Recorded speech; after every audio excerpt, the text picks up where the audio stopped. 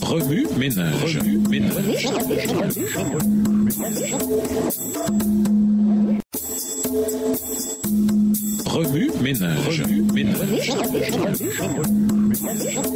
Bienvenue dans notre émission Remue ménage. Nouvelle leçon de mercredi. Invité, recevoir la vérité. Lorsque les Gabaonites furent acculés par des circonstances indépendantes de leur volonté, ils eurent recours au mensonge. C'est une stratégie courante que nous voyons mise en œuvre tout au long de l'histoire. Lorsque Satan complota pour usurper le trône de Dieu, il utilisa des mensonges qui entraînèrent un tiers des anges du ciel à se joindre à lui. Jésus a dit que le diable est menteur et père du mensonge. Jean 8, verset 44. Le livre de l'Apocalypse le désigne comme le serpent ancien, appelé le diable ou Satan, qui trompe le monde entier. Jean 12, verset 9. Ainsi, Satan a utilisé le mensonge pour rompre le lien étroit qui unissait Adam et Ève à Dieu dans le jardin d'Éden. Depuis lors, la tromperie est devenue partie intégrante de la nature humaine, non seulement par les mensonges qu'on dit à autrui, mais aussi par les mensonges qu'on se dit à soi-même. La Bible dit « Le cœur est tortueux par-dessus tout et il est méchant. Qui peut le connaître ?» Jérémie 17, verset 9, version du second.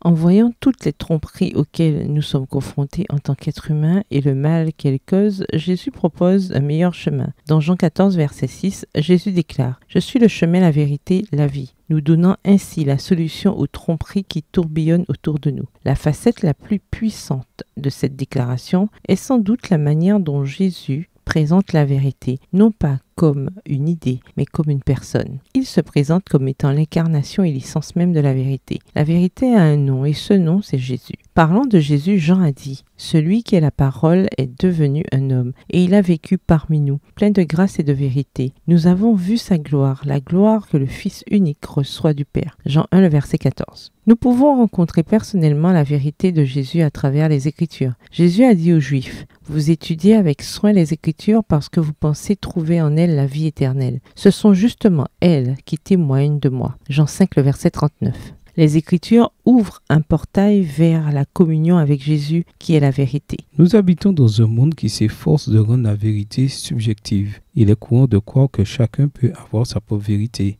quelle que soit la définition qu'il en donne. Cette notion nie la possibilité d'une vérité objective et indéniable sur laquelle tout le monde devrait être d'accord. Cependant, les Écritures sont claires. Il existe une source unique et immuable de vérité pour tout le monde. Jésus, la parole vivante. Jésus lui-même a dit « Vous connaîtrez la vérité vous rendra libre ». Jean 8, verset 32. Jésus, la vérité, nous libère du péché et en particulier de la tromperie lorsque nous permettons à Jésus d'effacer les mensonges que nous croyons si facilement sur nous-mêmes et sur les autres. Nous trouvons en lui une liberté que nous ne pouvons trouver nulle part ailleurs. Remue ménage, méditez de nouveau Josué 9. Où voyez-vous Jésus dans ce passage? Comment surmonter les mensonges auxquels vous avez cru et embrasser la vérité? Que vous dit Jésus par ce passage? En quoi voyez-vous Jésus différemment ou le voyez-vous de nouveau? Comment réagissez-vous en voyant Jésus de cette manière? Au revoir. Et à demain si Dieu veut. Remue ménage. Remue ménage.